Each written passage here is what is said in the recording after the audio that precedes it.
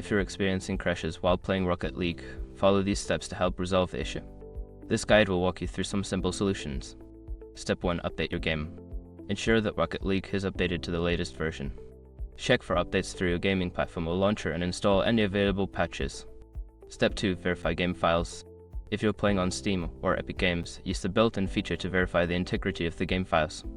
This process will check for any corrupted or missing files and replace them. Step 3. Update graphics drivers. Outdated graphics drivers can cause crashes.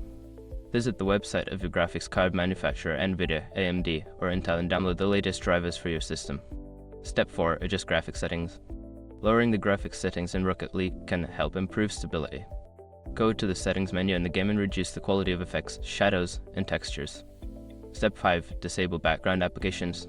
Close any unnecessary applications running in the background that may interfere with the game. This includes overlays, screen recorders, or other software that could consume system resources. By following these steps, you should be able to reduce or eliminate crashing issues in Rocket League. Enjoy your gaming experience.